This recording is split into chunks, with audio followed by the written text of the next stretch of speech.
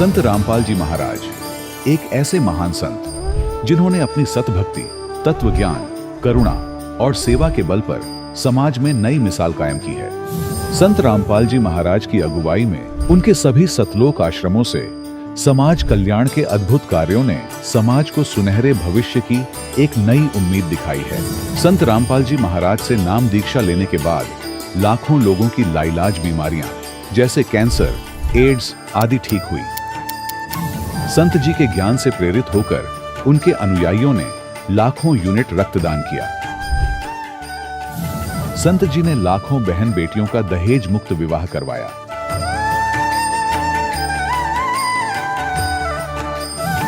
संत जी ने लाखों लोगों का नशा छुड़वाया, करोड़ों उजड़े परिवार बसे। संत जी के आश्रमों में समागम के दौरान निःशुल्क नेत्र चिकित्सा, दंत चिकित्सा प्रदान की जाती है। संत रामपाल जी महाराज द्वारा समय समय पर पर्यावरण संरक्षण के उद्देश्य से बड़े स्तर पर वृक्षारोपण किया जाता है।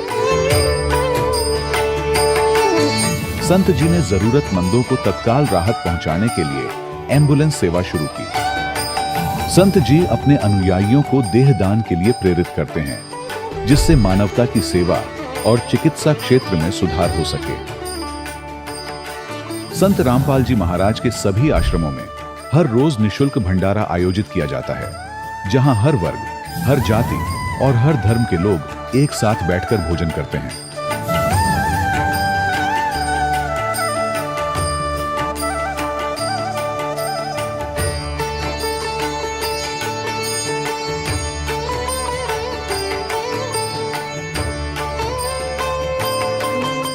संत रामपाल जी महाराज की अन्नपूर्णा मुहिम ने गरीब और बेसहारा लोगों के जीवन में एक नई ऊर्जा और उम्मीद को जन्म दिया है।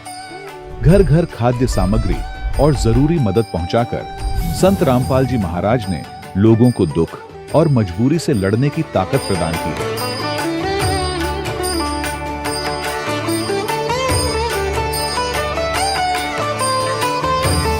संत रामपाल जी महाराज द्वारा गरीब लोगों के लिए घर बनवाने का अद्भुत कार्य एक ऐसी मिसाल कायम कर रहा है जो सदियों सदियों संत जी की उदारता और दया भावना के तौर पर जाना जाएगा।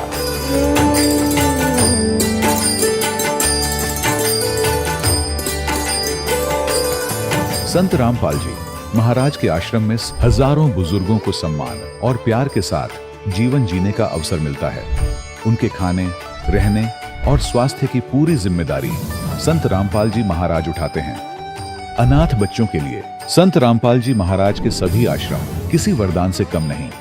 यहाँ उन्हें शिक्षा, संस्कार और भविष्य के लिए बेहतर अवसर प्रदान किए जाते हैं। चाहे बाढ़ हो, भूकंप या महामारी, संत रामपाल जी महाराज और उनके अनुयायी हमेशा ही जरूरतमंदों के लिए सबसे आगे खड़े रहते हैं। कोविड महामारी के दौरान संत रामपाल जी महाराज के आश्रमों से करोड़ों लोगों के लिए भोजन, दवाइयां और जीवन रक्षक सामग्रियां उपलब्ध कराई गई। चाहे गरीब की मदद हो या किसी शोषित और पीड़ित वर्ग के हक और सम्मान की लड़ाई, संत रामपाल जी महाराज ने हमेशा ही उनकी दबी आवाज को सरकारों तक पहुंचाया है और उन्हें उचित न्याय दिलवाने में अहम भूमिका अदा की है। समाज में आध्यात्मिक और सामाजिक मूल्यों के प्रति जागरूकता लाने में संत रामपाल जी महाराज हर कदम पर मानवता के सच्चे सेवक साबित हुए हैं।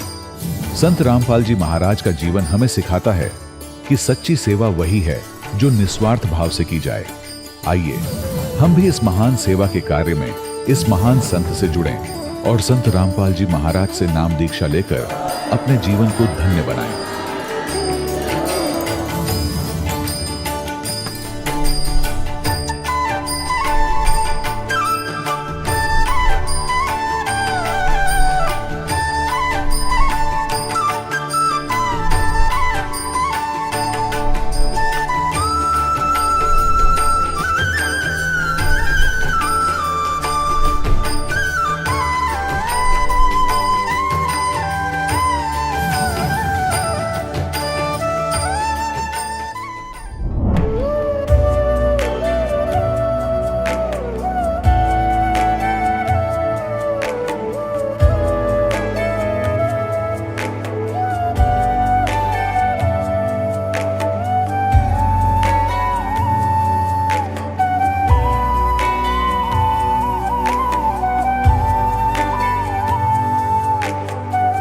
पूर्ण परमात्मा पाप कर्म दंड को भी काट सकता है। अभी तक जिस भी संत व महापुरुष से मिले, उन्होंने यही बताया कि पाप कर्म फल भोगने से ही समाप्त होगा। वो प्रभु कौन है जो पाप कर्म को काट देता है, वो काल के बंधन से छुड़वा देता है? उसका क्या नाम है, पूजा की विधि क्या है?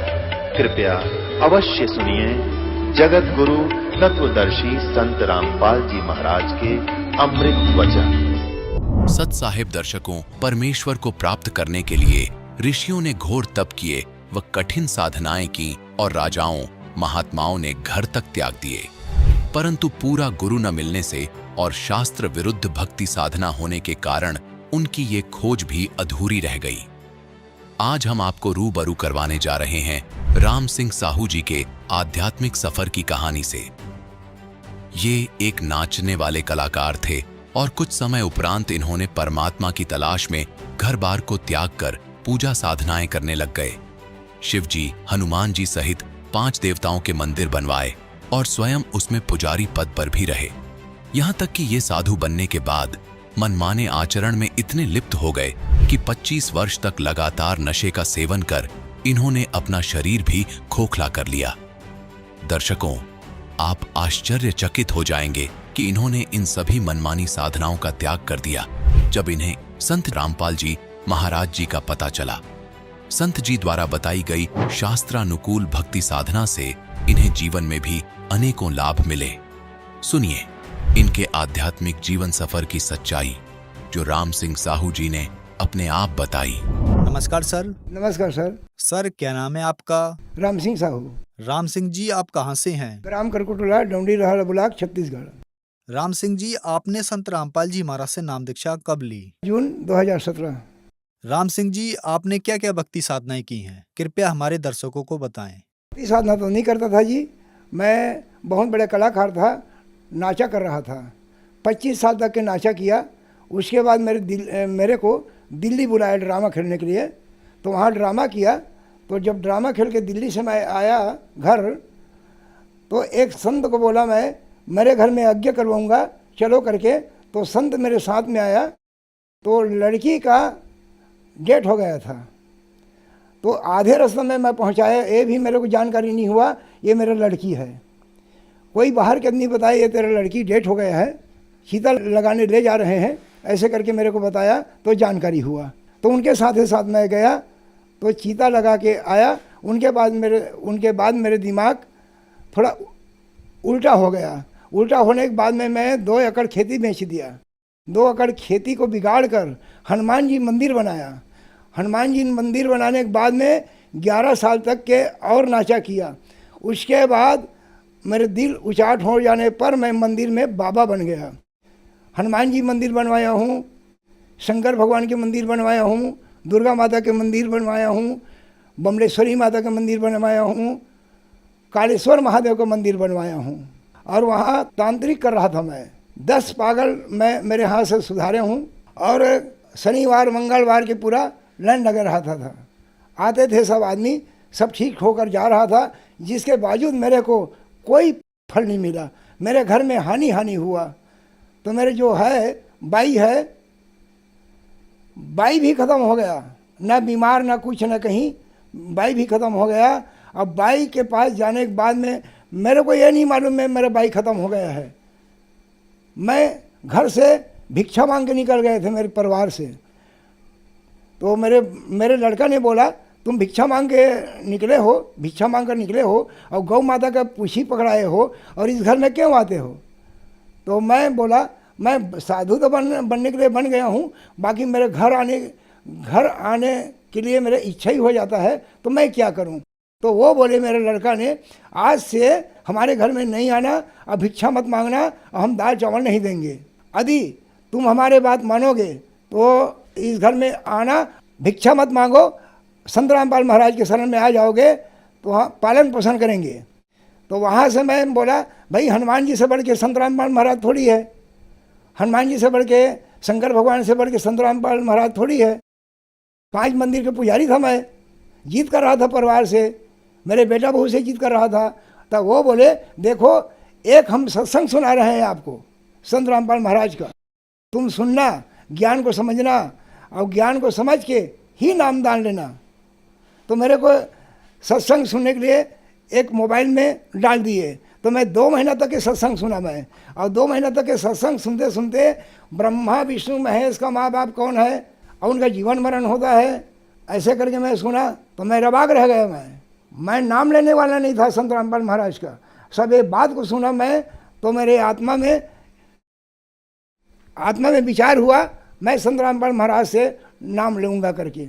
वहीं से मैं संत रामपाल महाराज के शरण में नाम दान लिया। सूर्य गांव भुरका भाट में आश्रम में गया, तब तदर्शी संत रामपाल महाराज से नाम दान लिया। राम सिंह जी, क्या आपको लाभ भी मिले संत रामपाल जी महाराज से नाम दीक्षा लेने के बाद? लाभ तो बहुत मिला है जी। तदर्शी संत महाराज के शरण में गया मैंने, तब जानकारी हुआ ये नशा नहीं करना है। मैं जब पहले जगत में था तो शराब एक दिन में 3 बाटल 4 बाटल पी गया था, और जब साधु बनने के बाद में एक दिन में 30 चिलम गांजा पी रहा था। करीब 2 बोरा गांजा खत्म हो गया। सर जी, ये मेरा फोटो है जो बाबा मैं बना था।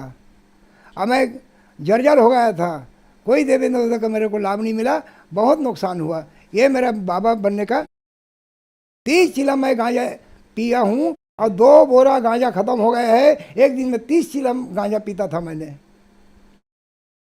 संत रामपाल महाराज के शरण में जब आया हूँ तो मेरी जिंदगी सुधार हो गया और मेरे परिवार सुख शांति है। 25 साल तक नशा किया जी, नशा छूट गया भगत जी। मेरे को डॉक्टर ने बोला तुम मेरे बात नहीं मानोगे तो आप मर जाओगे, 1 महीना में आपका डेट हो जाएगा। तो मैं बोला 1 महीना में डेट हो जाएगा। तो मैं संत रामपाल महाराज के परमात्मा के शरण में गया, तो भक्ति को जब जारी किया, जैसे मंत्र मिला मेरे को संत रामपाल महाराज का, वैसे मेरा नशा छूट गया। 5 ड्राम दारू पिया था मैं, 25 साल तक दारू पिया हूँ मैं, और दारू पीते पीते मेरा शरीर खोखला हो गया था।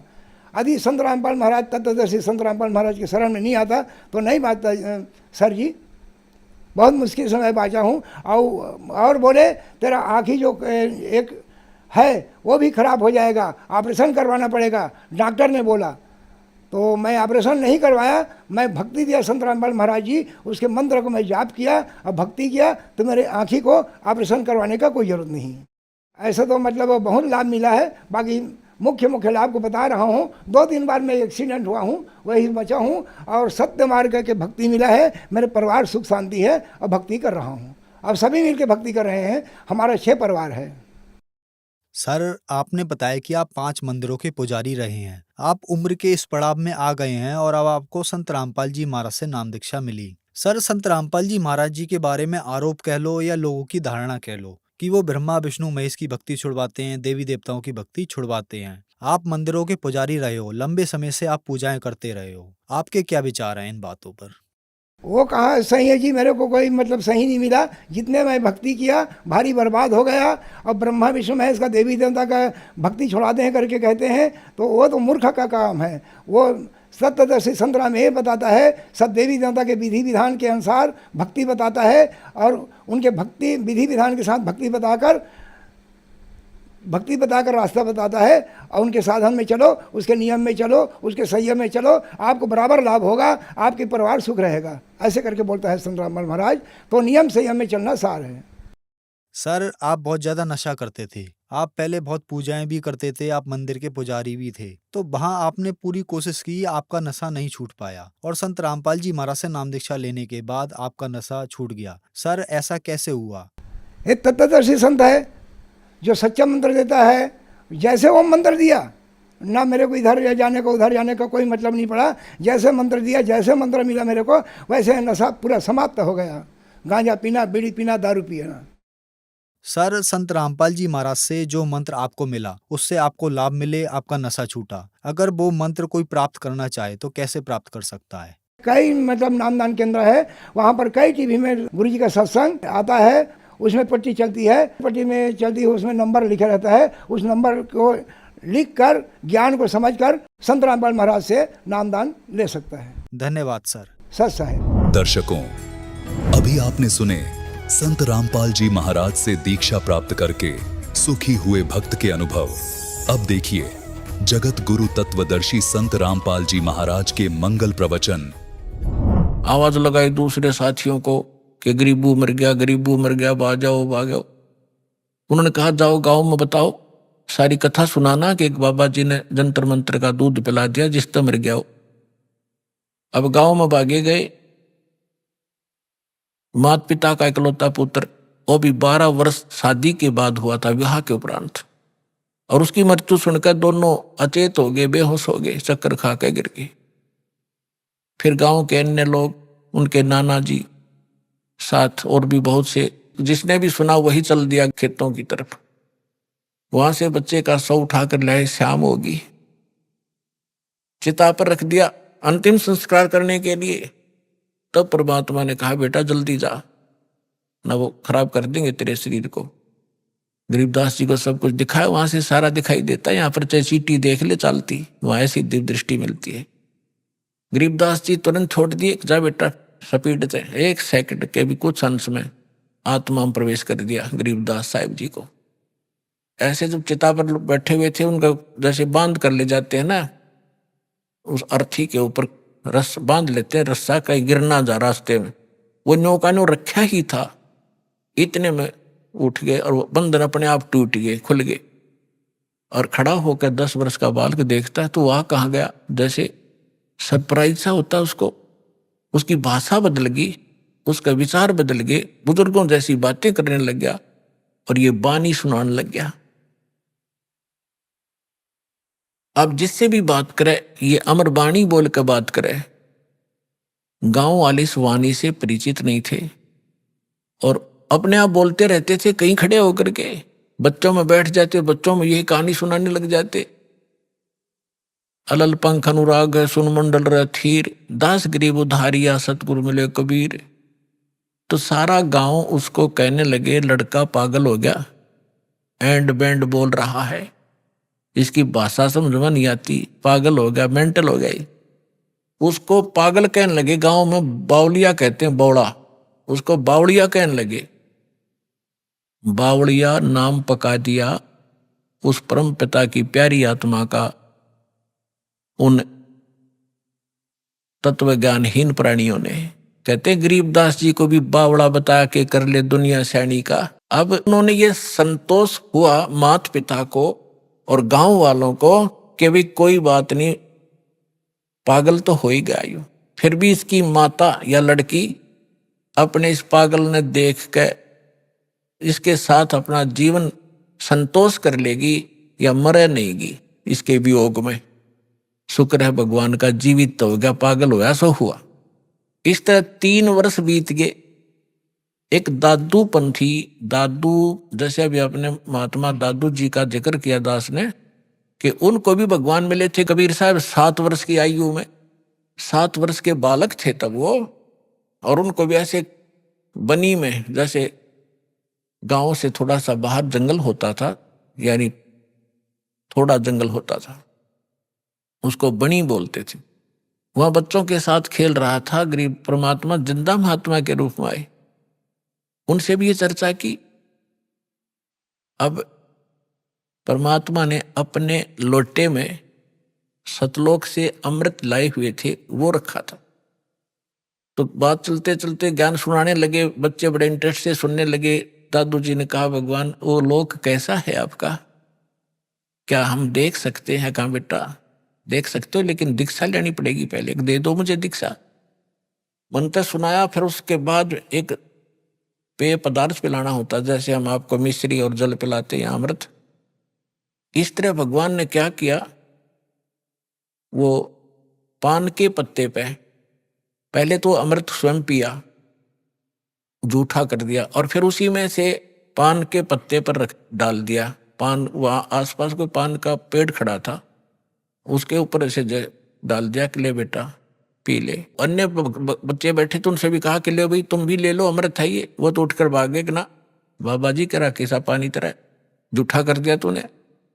अब उसने दादू साहब जी ने अगला भगवान आपका जूठा करके मिले, वो पी लिया। पीने के बाद परमात्मा ने कहा कि तुझे दिखाऊं सतलोक जी, ले चलो। 3 दिन और 3 रात दादू जी का शरीर अचेत रहा, श्वास खत्म नहीं हुई, लेकिन कोमा में, आजकल कोमा में कह देते हैं उसको, और आत्मा को ले गए परमात्मा ऊपर। जैसे गरीबदास जी के साथ लीला की थी ऐसे ही की, और 3 दिन तक रिश्तेदार इकट्ठे हो गए। ना लड़का मर रहा है ना जी रहा है, हाहाकार मची है। गांव के आसपास के लोग जानकार इकट्ठे हो गए। तीसरे दिन होश में आ गया, खड़ा होकर कहने लगा, ओहो कहाँ गए वो भगवान, परमात्मा कहाँ है, पागल से हो गए, नु घूमा इधर उधर है। तो कबीर साहब कहते हैं, राम वियोगी ना जीवे और जीवे तो बौड़ा हो। भगवान के सुख न देखने के बाद आदमी या तो जीवे नहीं, जीवेगा तो पागल हो जाएगा। तो वो दशा उस महापुरुष की हुई। तो दादू साहब जी बड़े होते गए जो जो, तब उन्होंने उस अमृतवाणी बोली। वह उनके चेलों ने लिखी गरीब दादू साहब जी के ने, और दादू जी के ग्रंथ में ये विद्यमान है वाणी। अब दादू जी क्या बताते हैं, थोड़ी सी महिमा परमात्मा की दादू जी के शब्दों से सुनाते हैं। परमात्मा शब्द कहने तो पाप करने लग जाते हैं जीव के, लेकिन जो परमात्मा है उसको उद्देश्य बनाकर उसको परमात्मा कहा जाए। अब जैसे हम तहसीलदार को और प्रधानमंत्री कहें जाए और उसका आगे एप्लीकेशन रखे प्रधानमंत्री के सत्र का काम और उसके तहसीलदार के आगे रखें, बेसिक प्रधानमंत्री कहें जाओ कति नारी जय अरना वो काम कर सकता। तो प्रधानमंत्री का ही उद्देश्य लेकर उसका आगे पर अर्जी रखेंगे तब ये काम होगा। अब क्या बताते हैं दादू साहब जी ने कैसे गुण गाए हैं। जो जो शरण कबीर के वो तिरगे अंत अपारे, दादू गुण के ता कहूं भाई कहत न आवे पार। कबीर करता आप है दूजा ना कोई, दादू पूर्ण जगत को भक्ति दृढ़ावत सोए। ठीका पूरा होवे जब सब कोई तजे शरीरे, दादू काल पकड़े नहीं जपे जो नाम कबीर। आदमी की आयु घटे तब जम घेरे आए, स्मरण किया कबीर का दादू लिया बचाए। मेट दिए अपराध सब आए मिले छन माही, दादू संग ले गए कबीर चरण की छाई। सेवक देव निज चरण का दादू अपना जान, भृंगी सत कबीर ने कीन्या आप समाने। दादू अंतर्गत सदा छिन छिन सुमरण ध्याने, वारू नाम कबीर पर पल पल मेरे प्राणे। सुन सुन साख कबीर की यू काल नवावे माथे, धन धन तीनों लोक में दादू जोड़े हाथ। केरी नाम कबीर का विखम काल गजराज, दादू भजन प्रताप से ये भाग्य सुनत आवाज। पल एक नाम कबीर का दादू मन चितलाए, अस्थि के असवार को ये स्वान काल ना खाए। सुमरत नाम कबीर का कटे काल की पीरे, दादू दिन दिन ऊंचा होए फिर परमानंद सुख सीरे। दादू नाम कबीर की जय कोई लेवे ओटे, तिनको कभू लागे नहीं ये काल बजर की चोटे। और संत सब कूपे हैं कहते झरीता नीरे, दादू अगम अपार है ये दरिया सत कबीरे। अब ही तेरी सब मिटे ये जन्म मरण की पीरे, श्वास उश्वास सोमर ले दादू नाम कबीर।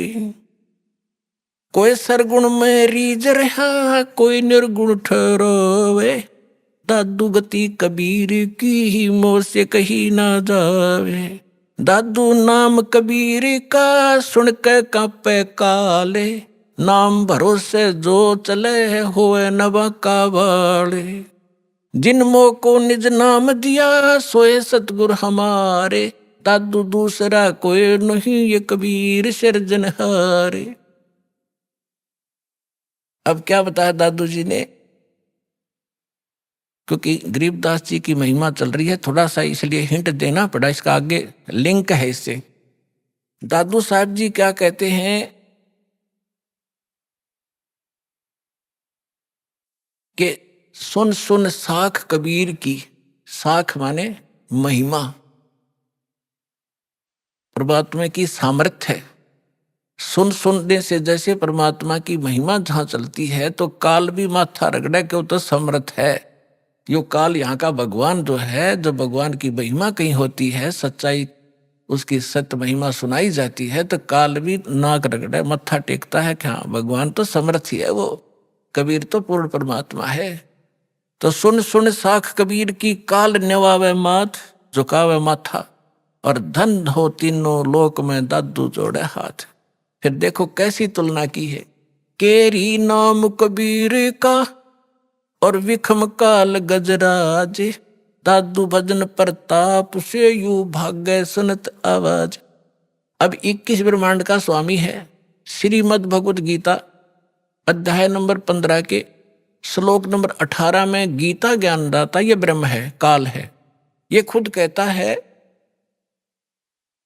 कि मेरे अंतर्गत जितने भी प्राणी हैं उनसे मैं उत्तम हूं, श्रेष्ठ हूं, उनसे तगड़ा हूं मैं।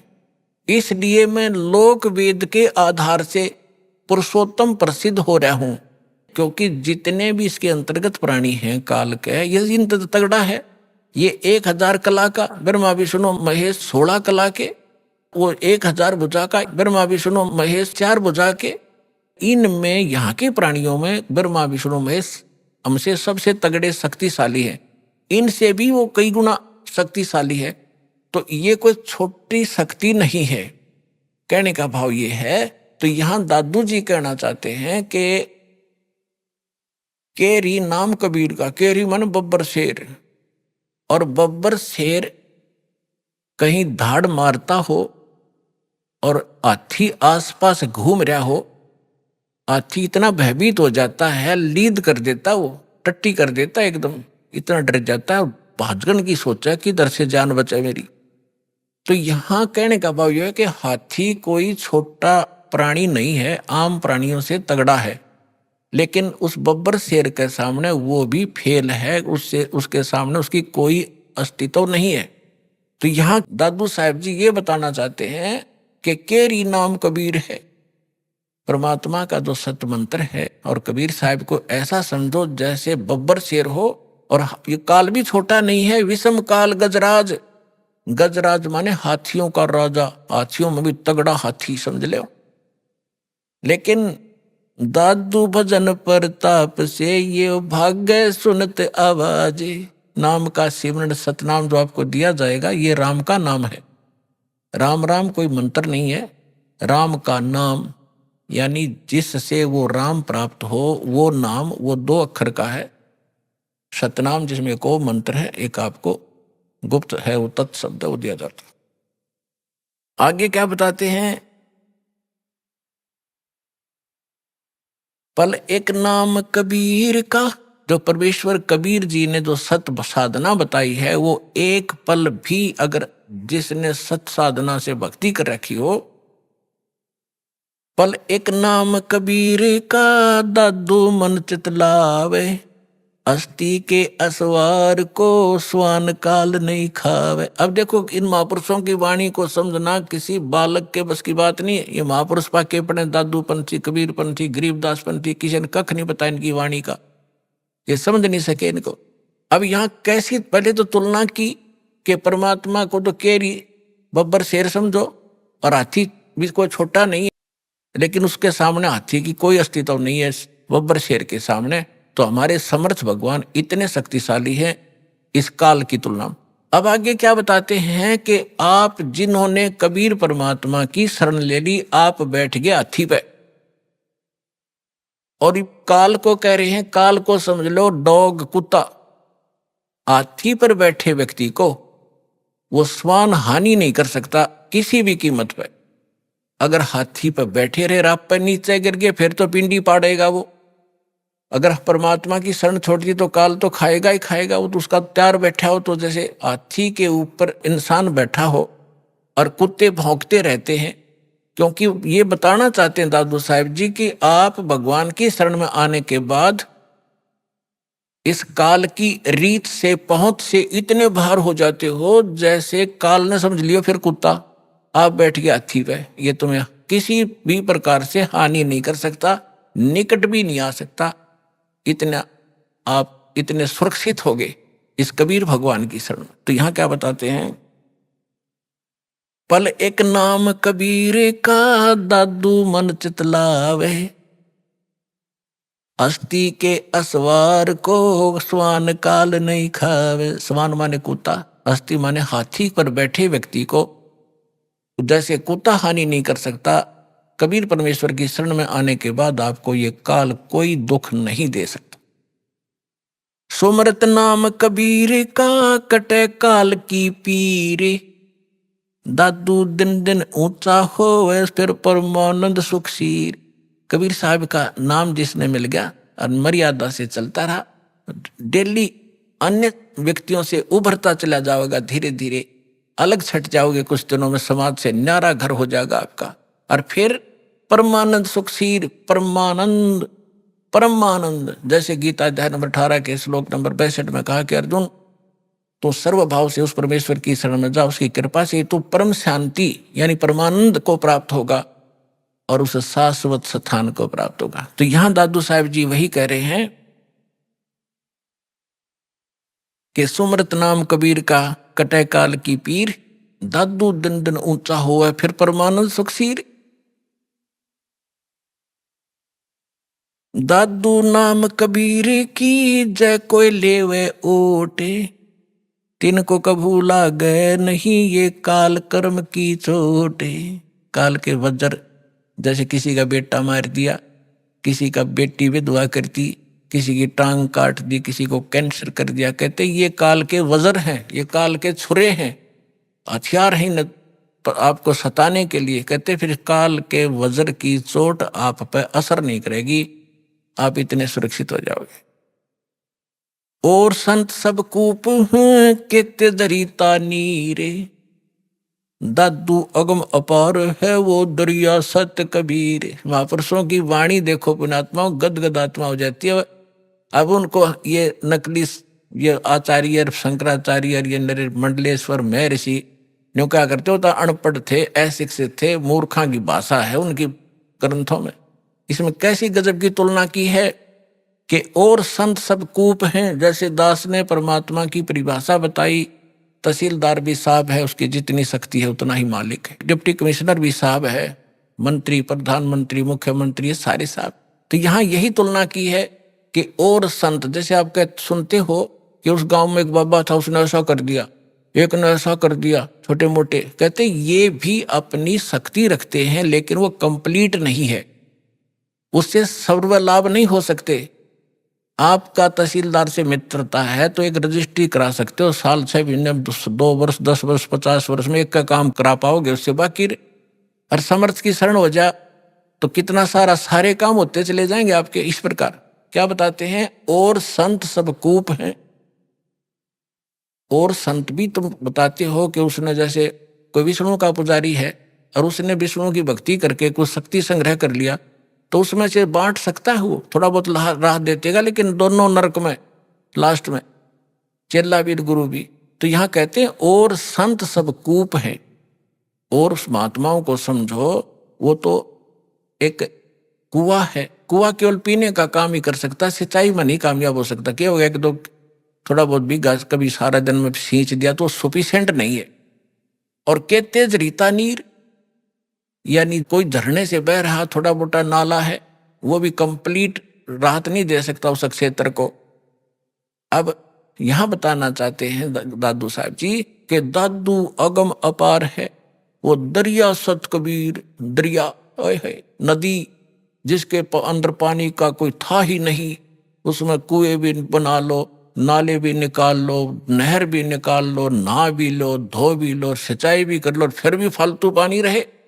तो ऐसे समर्थता बताई है कबीर भगवान की, परमेश्वर की, आदरणीय दादू साहिब जी ने। और संत सब कूपे हैं केते झरीता नीर, दादू अगम अपार है वो दरिया सत्य कबीर। फिर क्या बताते हैं अब ही तेरी सब मिटाइए जन्म मरण की पीरे, श्वास उश्वास सुमर ले दादो नाम कबीर। ये कबीर नहीं सुमरना, वो सतनाम है जो आपको दिया जाता है, फिर सार नाम दिया जाएगा। इसका श्वास उस जो कबीर जी का जो मंत्र है वो सिमरण करना है। श्वास उश्वास से सुमर ले दादू नाम कबीर। दादू नाम कबीर का सुन के कापे काले, नाम भरोसे नर चले हुए नवा का बाड़। कबीर साहब का जो मंत्र है इसका सिमरण करते रहना, यो काल आपका कुछ नहीं बिगाड़ पाएगा। जिन मोह को निज नाम दिया सोए सतगुर हमारे, दादू दूसरा कोई नहीं ये कबीर सृजनहार। तो अब जो दास आपको गरीबदास साहिब जी की कथा सुनाना चाहता था, अब जैसे गरीबदास जी की कथा सुना रहा है, इसको आगे बढ़ाते हैं। अब इसको जैसे नानक साहिब जी को परमात्मा मिले थे जिंदा महात्मा के रूप में, सचखंड से आए थे। नानक साहिब जी सुल्तानपुर नाम का एक नगर है, शहर है, उसमें एक राजा था, नवाब था, उसके यहाँ नौकरी करते थे खजाने में। और वो प्रतिदिन नदी पर स्नान करने जाया करते थे। एक साथ में नदी बहती थी, बेई नदी बोलते, बेई, उसमें स्नान करने जाया करते थे। वहां परमात्मा आए थे जिंदा महात्मा के रूप में। उनको बहुत सी ज्ञान चर्चा गोष्ठी हुई। पहले नानक जी ने अपना ज्ञान बताया, फिर परमात्मा ने बताया। नानक साहब जी ने कहा भी मैं आंखों देखूं तब बाबा जी तेरी गल मानूं। परमात्मा बोले ठीक है।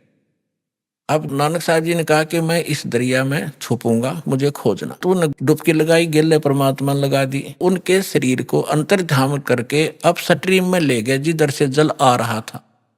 वह उपस्थित लोगों ने देखा कि नानक जी मर गए, डूब गए, डुबकी लगाई थी, बाहर नहीं आए। और वो शरीर रख दिया अब स्ट्रीम में जिधर से जल आ रहा था। उधर कोई भी ध्यान नहीं जा किसी का। 2-3 किलोमीटर जाकर शरीर सुरक्षित रखा एक स्थान पर। आत्मा को सचखंड ले गए। फिर सारा कुछ बताया कि मैं काशी में रहता हूँ बच्चा, वहां आ जाना, सतनाम दूंगा तेरे को। तो नानक जी तीसरे दिन वापस आए थे, दरिया के किनारे घूमते नजर आए। फिर पहली उदासी उन्होंने बनारस की थी कि खोजूं तो जाकर देखूं वहां भगवान अर्धानक रूप में कैसे हो सकता है, कुछ जच्चे कुछ ना जच्चे। जब सामने जाकर देखा वो है जो सकल जिंदा महात्मा वाली यो बैठा भगवान दानक रूप में, जलाए रूप में, फाई सूरत मुल्क की वेश, ए ठगवाड़ा ठगी देश खरा सियाणा बहुता बारी, धानक रूप रहा करता। अब हम गरीबदास जी की कथा सुनाते हैं। तो क्या हुआ, 3 वर्ष के बाद बच्चे को सब झाड़े फूक लो आए, पता नहीं कहाँ कहाँ ले गए, वैद्यों को दिखाया, सब ने कोई भूत प्रेत का साया बताया, सब फेल हो लिया। आखिर में थक लिए, 3 साल में कुछ असर नहीं हुआ। एक दिन कोई दादू पंथी, एक गोपाल दास नाम का लालाजी था, और वो घर त्याग कर सन्यासी हो गया था, बाल बच्चों को अपना जिम्मेदारी सौंप के, और लाल कपड़े पहने हुए थे। दादू पंथ से दीक्षित था। वो किसी भगत के यहाँ आया करता था, उसका चेला था छुडानी में। जब वो आया 2-3 वर्ष के बाद, ऐसे कई वर्ष में चक्कर लगाता था, तो उस गांव वाले ने कहा कि महाराज जी, हमारे एक लड़की का लड़का ऐसे ऐसे एक संत ने कुंवारी गाय का दूध पियाया था, वो जंतर मंतर का, और उसके जंतर मंतर कर दिया तो मृत्यु को प्राप्त हो गया था। सुन ली भगवान ने, उसके सांस शेष थे, बच गया। अब वो पागल हो गया, और कहा जाता है कि संत की विद्या को संत ही काट सकता है। अगर आप कुछ दया करो तो बच्चे को बुलाऊं। दादू पंथी गोपाल दास जी ने कहा कि बुला, ये झाड़ फूक करना थोड़ी बहुत ये सीख लेते हैं रोटी खाने के लिए, जितने भी ये संत बने, तो बुला, मैं अभी कर दूंगा ठीक। अब उसने जाकर के उस चौधरी साहब को कहा, उनके नाना जी को, शिवलाल नाम था उसका, शिवलाल, के शिवलाल जी, हमारे पास एक महात्मा आते हैं, बड़े पहुंचे हुए हैं, और वो कहते हैं बच्चे को दिखा दो, मैं ठीक कर दूंगा। 5-7 और बूढ़े बुजुर्ग उसके साथ, गरीबदास 13 वर्ष के बालक को लाकर खड़ा कर दिया। जब दादू पंथी उस गोपाल दास ने पूछा, बेटा कौन था वो, तेरा जीवन नाश कर दिया, तेरे को बर्बाद कर दिया? तो गरीबदास जी कहने लगे, उसने बर्बाद ने मुझे आबाद कर दिया। अलल पंख अनुराग है सुन मंडर थीरे, दास गरीब उधार दिया मोए सतगुरु मिले कबीर। हम सुल्तानी नानक तारे दादू को उपदेश दिया, जात जुलाहा भेद न पाया वो काशी माहे कबीर हुआ। जब ये वाणी उस परमेश्वर के प्यारी आत्मा गरीबदास जी ने बोली, उस 62 साल का महात्मा था, 62-65 साल का दादू पंथी गोपाल दास। उसका शरीर आंख भर आई उसकी और रोंग रोंग खड़े हो गए कि इतनी प्यारी भाषा बोल रहा है इसने, बौड़ा बताओ दुनिया, अरे तेरा गजब भैया। तब उस काफी आध घंटे तक गरीबदास जी वो वाणी बोलते रहे जो भगवान से परिचित होकर के उन्होंने गए भी खाल विशाल सतगुरु अचल दिगंबर थीर हैं, ये सारा कुछ बोला। तब वो 65 साल का आदमी खड़ा हो गया, महात्मा जिसके वो लोग पूजा कर रहे थे, हाथ जोड़कर कहने लगे, महाराज जी यह वाणी लिखवा दो, सारी की सारी जीवों का उद्धार होगा कलयुग में। गरीबदास जी यही चाहते थे कि किसी तरह लखनियां मिल रहे बने, लेकिन यू कल भाग जाएगा 2 दिन, थोड़ी बहुत लिख के, मैंने तो बहुत कुछ लिखवाना है। उसको दृढ़ करने के लिए उठ चल पड़े गरीबदास जी, उससे बात नहीं की। फिर अब उन लोगों ने सोचा कि 65 साल का आदमी एक 13 साल के बालक का घात जोड़ बैठा। उन्होंने ये सोचा भाई इसमें तो बड़ी बला है, बाबा जी का भी चक्कर कटा दिया इसने, यानी कोई बड़ा भूत प्रेत है इस गरीबदास जी में। 65 साल का बाबा भी आजोड़े खड़ा इसका आगे, यू क्या कहे है इसको। अब वो तो अपने घर में चले गए, गरीबदास जी चल पड़े खेतों को, जंगल की साइड में, और वो दादू पंथी महात्मा भी साथ साथ जा। आगे तो अमर वाणी गजब की वाणी है, क्योंकि परिचित था संतों की वाणी से, दादू से भी परिचित था कि उनको कोई संत मिले थे जिंदा महात्मा के रूप में। दादू पंथी ये नहीं मानते कि कबीर काशी वाला मिले थे, और उन्होंने खुल के लिख रखा अपने ग्रंथ में, तो सब की बुद्धि में पत्थर पड़े हुए। तीसरे दिन गरीबदास जी ने कहा कि बाबा जी बात सुन ले, जब सारा लिखा जितना मैं लिखवाऊं तो मैं लिखवाऊं, नहीं तो जा अपने घर में। उन्होंने कहा दादू के पंथी ने, गोपाल दास जी ने, कि महाराज जी मैं तो घर तक कति फरी हो रहा हूं और मेरा काम में कुछ नहीं बचा रही, ये परमार्थ का काम सेवा मुझे मिल जाए, इससे बड़ा कोई मेरे लिए काम नहीं, कोई परमार्थ नहीं। तो गरीबदास जी का एक, उन्हीं के नाना का एक बेरी का बाग था, बेरी बड़ बेरी बोलन से, उसमें एक जंडी का पेड़ था बहुत भारा। उस जंडी के पेड़ के नीचे गरीबदास जी और वो दोनों गोपाल दास जी बैठ जाते। गोपाल दास जी बनिया था, उसको लिखना आता था, वो लिखता था, गरीबदास जी बोलते थे। 6 महीने में ये वाणी पूर्ण हुई जो आज दास के पास उपलब्ध है और जो आपके सामने वो अमृत बखेर रहा हूं। तो इन सब बातों से ये सिद्ध हो गया कि हमारे सदग्रंथ बतावें और आंखों देखा संत बतावें कि धानक रूप रहा करतार। गरीबदास जी ने कहा, अनंत कोट ब्रह्मांड का एक रति नहीं भारे, सतगुरु पुरुष कबीर हैं ये कुल के सृजनहारे। तो आज का तो विषय था कि परमात्मा कौन है, कैसा है, किसने देखा है, ये सत्संग पूरा हुआ। अभी आपने सुने संत रामपाल जी महाराज के मंगल प्रवचन। आइए अब सुनते हैं संत रामपाल जी महाराज से नाम दीक्षा लेकर सतभक्ति करके अद्भुत लाभ प्राप्त करने वाले अनुयायी के विचार। दर्शकों, दुख, दर्द, कष्ट, पीड़ा ऐसी समस्याएं हो गई हैं जिनसे आज हर मानव परेशान है, और यदि यही कठिनाइयां हद से ज्यादा बढ़ जाएं, तो जीवन जीना मुश्किल हो जाता है। यहां तक कि व्यक्ति मृत्यु को गले लगाने तक के विचार करने लगता है। ऐसी ही विकट परिस्थितियों से बाहर उभर कर आए हैं उड़ीसा राज्य के संजय जी। ये अपनी परंपरागत साधनाओं में लिप्त थे, व्रत करते थे और देवी देवताओं की पूजा भी बहुत श्रद्धा से किया करते थे, लेकिन फिर भी मानसिक और शारीरिक रूप से बहुत दुखी थे। दमे की बीमारी से जूझ रहे थे, जिसकी दिन में 8 से 10 बार दवाई लेते थे। यहां तक कि एक दिन इन्होंने तंग आकर इन परेशानियों से निजात पाने के लिए आत्महत्या करने की ठान ली थी। पर अचानक उसी दिन इनको प्रेरणा हुई कि कबीर साहिब जी के विषय में सर्च किया जाए। संजय जी की रिसर्च में सामने आए एक ऐसे कबीर पंथी संत के प्रवचन, जिन्हें सुनकर इनकी आशा की किरण जगी और धीरे धीरे इन्हें हर अपने हर दुख कष्ट समस्या का समाधान मिला। दर्शकों, वो कबीर पंथी संत रामपाल जी महाराज जी हैं, जिनसे नाम उपदेश लेने के उपरांत इनकी सारी दवाइयां बंद हो गईं। इनको सतलोक के दर्शन हुए, भयंकर रोड एक्सीडेंट में इनका बचाव हुआ, इनका दुखी जीवन सुख में परिवर्तित हो गया। चलिए अब आपको इन्हीं के मुख से सुनाते हैं उस महान संत की अपार महिमा, जिसका गुणगान ये आज दिन रात करते हैं। नमस्कार सर। नमस्ते सर जी। सर क्या नाम है आपका? जी मेरा नाम संजय दास है। संजय जी आप कहाँ से हैं? जी मैं कटक जिला मरकत नगर सीडीए से रहने वाला हूँ, उड़ीसा राज्य में। सर संत रामपाल जी महाराज से नाम दीक्षा आपने कब ली? जी मैंने 2018 जनवरी 29 तारीख को संत रामपाल जी महाराज से नाम दीक्षा ली, भुवनेश्वर नामदान सेंटर से।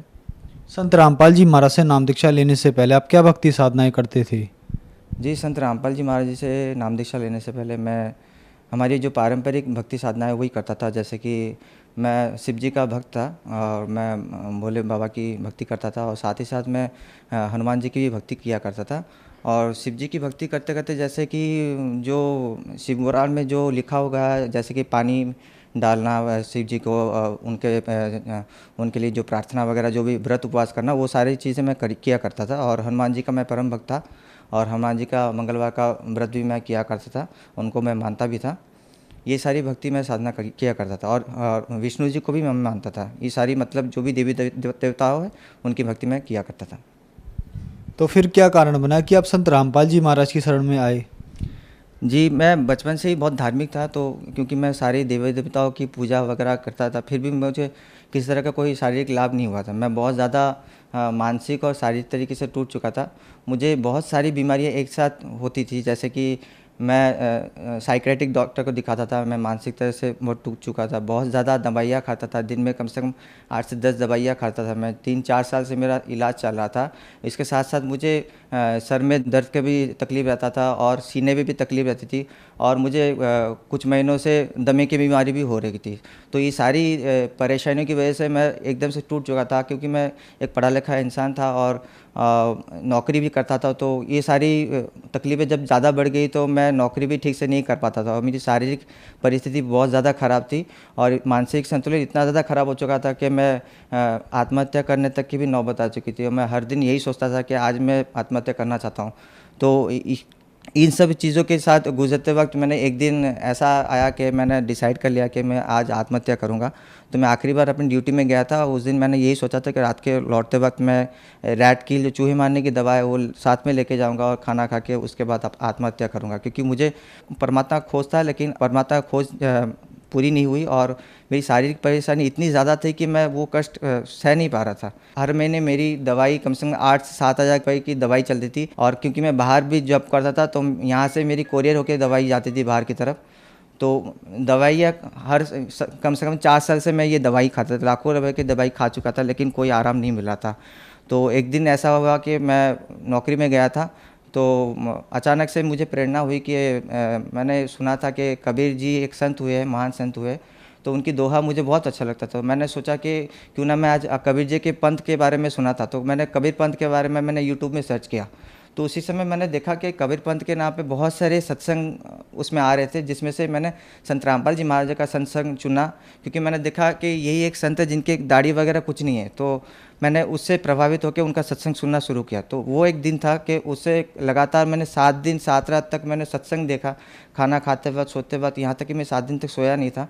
और 7 दिन सत्संग देखने के बाद 8वें दिन मैंने आश्रम में फ़ोन किया हरियाणा में। वहाँ से मैंने भुवनेश्वर नामदान सेंटर का नंबर लिया, और भुवनेश्वर नामदान सेंटर से मैंने संत रामपाल जी महाराज जी के शरण में आए। संत रामपाल जी महाराज से नाम दीक्षा लेने के बाद क्या आपको कोई लाभ भी मिले? जी हाँ, संत रामपाल जी महाराज जी के नाम दीक्षा लेने के बाद मुझे बहुत सारे लाभ हुए।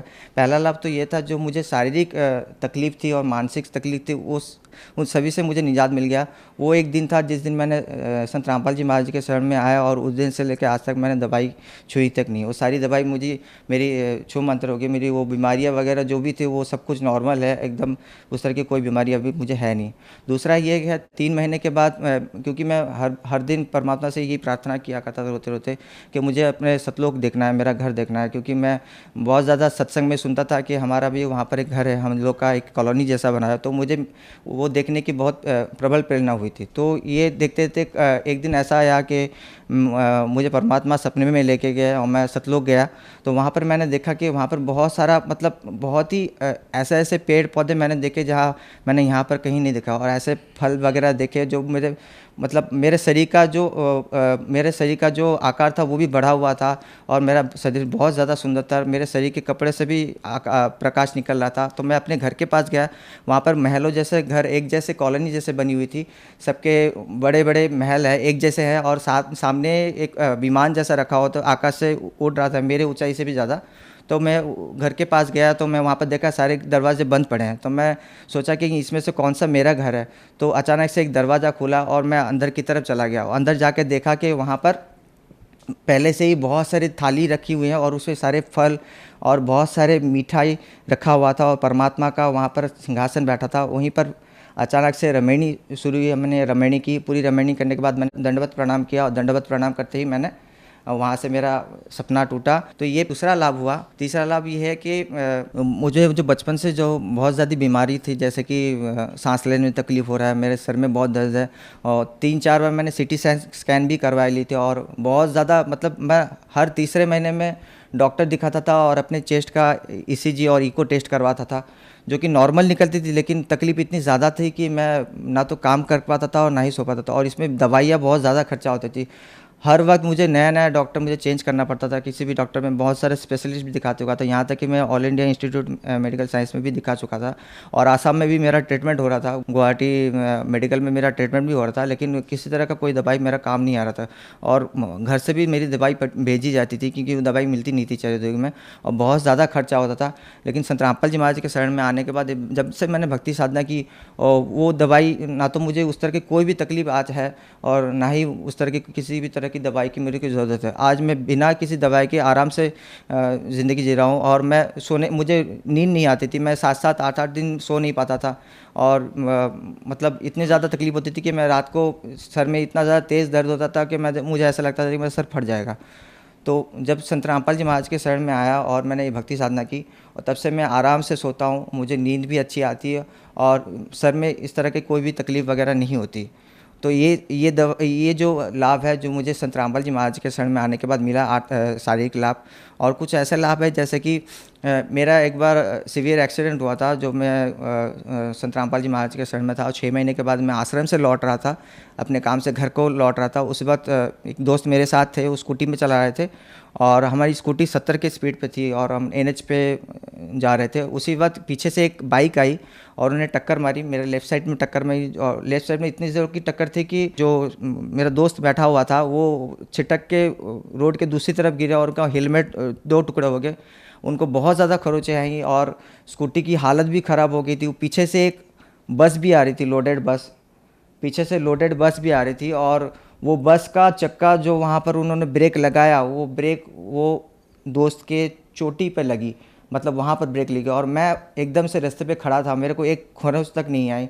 इतना सीवियर एक्सीडेंट था कि स्कूटी का पहले का टायर जो है वो मुड़ चुका था, उसका हैंडल मुड़ चुका था, और उन दोस्त को बहुत ज़्यादा चोटें आई थी, उनके पैर वगैरह हाथ में बहुत ज़्यादा खून था, कपड़े फट चुके थे, और हेलमेट 2 टुकड़े हो चुके, लेकिन मुझे एक खरोंच तक नहीं है। मैं रास्ते में आराम से खड़ा था, लोग पूछ रहे थे कि आपको कैसे, आपको कुछ भी नहीं हुआ। तो मैंने बोला मैं संत रामपाल जी महाराज के शरण में हूँ। स्कूटी मेरे दोस्त चला रहा था, और इम्बैलेंस हो गया, क्योंकि पीछे से टक्कर मारी थी। जिसने टक्कर मारी थी वो भी बहुत ज़्यादा, उसको भी बहुत ज़्यादा तकलीफ आई, जो बहुत ज़्यादा चोटें आई। एक और विशेष लाभ ये हुआ कि जब मैं सेवा में था, तो उस बीच ऐसा एक हुआ कि मेरे अचानक कमर के नीचे बहुत ज़्यादा तेज़ दर्द हुआ। इतना तेज़ दर्द हुआ कि मैं उस दर्द की वजह से ना बैठ पा रहा था, ना उठ पा रहा था, ना ही लेट पा रहा था, और दर्द इतना ज़्यादा था कि मुझे ऐसा लग रहा था कि मैं चल नहीं पाऊँगा। और ऐसे बहुत से दिन, मतलब कम से कम 3 से 4 दिन ऐसा हुआ कि मैं हिल नहीं पा रहा था। तो मैंने फिर डॉक्टर दिखाया, डॉक्टर दिखाने के बाद पता चला कि मेरे रीढ़ की हड्डी में जो पीछे के स्पाइनल कॉर्ड है, वहाँ पर गैप आ गया है। तो 1 सेंटीमीटर का गैप आ गया था। तो डॉक्टर ने कहा था कि बहुत ज़्यादा बड़ा गैप है और इसमें आपको तकलीफ़ बहुत ज़्यादा है और इससे आपको पैरालिसिस भी हो सकता है, क्योंकि मेरा पूरा लेफ्ट साइड बहुत ज़्यादा दर्द हो रहा था, इतना ज़्यादा दर्द हो रहा था मैं चल भी नहीं पा रहा था। तो इतना ज़्यादा तकलीफ़ हो रहा था तो मैंने परमात्मा से प्रार्थना की, क्योंकि मैं एक नौकरी में था और मैं ऑलरेडी छुट्टी में था। तो संत रामपाल जी महाराज से प्रार्थना की और उनसे कहा कि मेरा ये बहुत ज़्यादा तकलीफ़ है और मेरे पास छुट्टी नहीं है, क्योंकि मैं एक प्राइवेट जॉब में जॉब करता हूँ, तो वहाँ पर ज़्यादा से ज़्यादा 7 दिन की छुट्टी देंगे और मैं जिस तरह से तकलीफ़ में जा रहा हूँ मुझे नहीं लगता मैं और काम कर पाऊँगा। तो संत रामपाल जी महाराज का आदेश आया कि उन्होंने कहा कि मालिक दया करेंगे और भक्ति करते रहो। तो मैं इस बीच मैंने एक डॉक्टर दिखाया, उन्होंने मेडिसिन भी लिखा लेकिन कोई कारगर नहीं की। तो साथ में मैं एक भगत जी थे उनके वहाँ पर नयागढ़ में मैं गया वहाँ पर इलाज करवाने के लिए और मेरी हालत इतनी ज़्यादा ख़राब थी तो मैंने अपने बॉस से बात की कि सर मैं नौकरी कर नहीं पाऊँगा क्योंकि मैं चल नहीं पा रहा हूँ ठीक से, मेरी तकलीफ बहुत ज़्यादा है और मेरा स्पाइनल कॉर्ड में गैप आ चुका है तो मैं खड़ा नहीं हो पा रहा हूँ ज़्यादा से ज़्यादा। तो मैंने उनसे कहा ज़्यादा से मुझे 30 दिन की छुट्टी चाहिए होगी, या तो 30 दिन की छुट्टी ले सकता हूँ या फिर नौकरी छोड़ना पड़ेगा। तो वो मुझे 1 दिन की छुट्टी कभी नहीं देते। तो उस दिन उन्होंने कहा कि ठीक है संजय तुम छुट्टी ले लो 30 दिन की और आराम करके एक बार में आना, बस रिपोर्ट दिखा के लाना। तो मुझे इतनी खुशी हुई, मैं उस हालत में नयागढ़ गया, वहाँ पर जाके इलाज करवाने के लिए कोशिश की, वहाँ पर मालिश वगैरह करवाने की कोशिश की, लेकिन मालिश करने पर मुझे तेज़ दर्द और ज़्यादा बढ़ गया, इतना ज़्यादा बढ़ गया कि मैं तो फिर भी थोड़ा बहुत चल रहा था, उसके बाद मैं चल भी नहीं पाया, ऑटो से जाना आना हो रहा था। तो फिर इतना ज़्यादा रोना आया मुझे कि मुझे लगा कि मेरी ज़िंदगी यहीं पर ख़त्म है, क्योंकि मेरा आगे पीछे का कोई सपोर्ट नहीं था, मेरे घर वाले मेरे सपोर्ट में नहीं है, तो मैं अकेला ही बहुत कुछ करता हूँ। तो मुझे ऐसा लगा कि शायद मैं इसके आगे मैं कभी चल नहीं पाऊँगा, तकलीफ़ बहुत ज़्यादा थी, रात को सो नहीं पाता था। तो उस दिन परमात्मा से प्रार्थना की कि परमात्मा अगर हो सके तो मेरी इस तकलीफ़ को दूर करो या फिर मेरे प्राण ले लो, क्योंकि मैं ये तकलीफ़ सह नहीं पा रहा हूँ। तो उस दिन मैं वहाँ से पैदल चला, वहाँ से लेके जहाँ पर मालिश कराने जाते थे वो 1 किलोमीटर का रास्ता है, तो वहाँ से मैं पैदल चल के 1 किलोमीटर गया, मुझे पता भी नहीं चला कि मेरे कमर में दर्द भी है। तो मैं वहाँ तक गया और उनसे पूछा कि भाई आप जो मेरा मालिश करते हो उससे मुझे कोई राहत नहीं मिला, मुझे बहुत ज़्यादा दर्द हो रहा है, दर्द इतना ज़्यादा बढ़ गया कि मैं चल भी नहीं पा रहा हूँ। तो मेरे मुँह पे देख रहा था और हंस रहा था, भाई तुम क्या बोल रहे हो, तुम तो खुद वहाँ से पैदल चल के आए हो, अभी वहाँ से यहाँ तक 1 किलोमीटर का रास्ता है, तुमको दर्द हुआ? तो मैंने कहा हाँ दर्द तो नहीं हुआ। तो बोला आपको तो दर्द नहीं हुआ, फिर तो ठीक हो गया आप।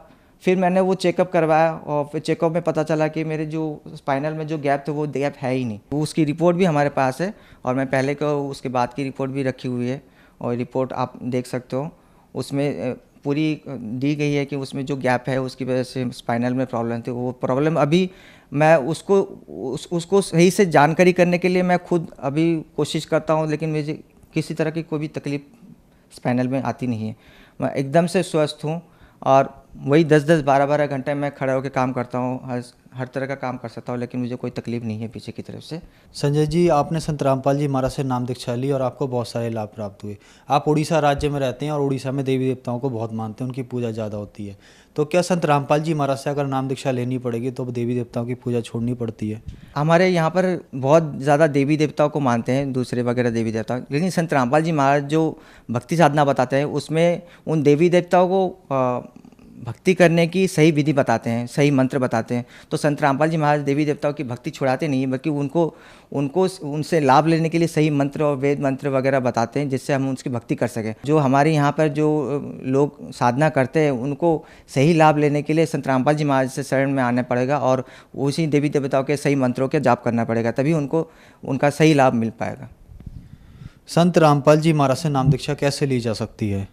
जी, संत रामपाल जी महाराज से नाम दीक्षा लेने के लिए अभी बहुत से चैनल्स में सत्संग आते हैं। सत्संग चलते वक्त उसके नीचे पीली पट्टी चलती है जिसमें आश्रम का नंबर लिखा होता है। उस नंबर पे आप फ़ोन करके आप वहाँ से आपके ज़िला, अपने एरिया में जो नामदान सेंटर है नज़दीकी, वहाँ पर जाके आप संत रामपाल जी महाराज से नाम दीक्षा ले सकते हैं। धन्यवाद सर।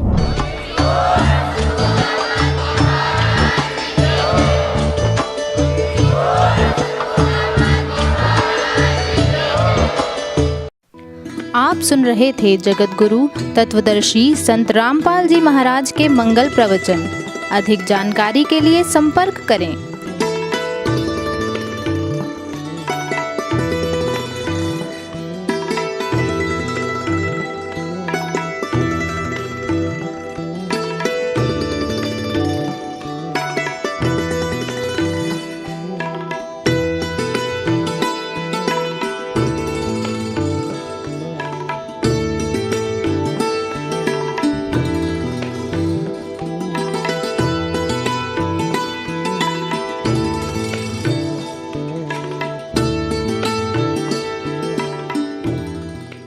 जगत गुरु तत्वदर्शी संत रामपाल जी महाराज जी के पावन सानिध्य में भक्ति की अलख जगाने तथा श्रद्धालुओं को सत्य भक्ति मार्ग का रास्ता दिखाने हेतु कनाडा के लोकप्रिय channel the TV NRI channel पर जगत गुरु तत्वदर्शी संत रामपाल जी महाराज जी के मंगल प्रवचनों का प्रसारण प्रतिदिन सुबह 7:30 बजे से 8:30 बजे तक तथा रात्रि 7:30 बजे से 8:30 बजे तक किया जा रहा है। इस सत्य भक्ति मार्ग को अपनाने के लिए अधिक से अधिक सत्संग प्रसारण देखें। इस सत्संग प्रवचन का सीधा प्रसारण संत रामपाल जी महाराज लाइव सत्संग YouTube चैनल और जगत गुरु संत रामपाल जी महाराज Facebook पेज पर भी देख सकते हैं।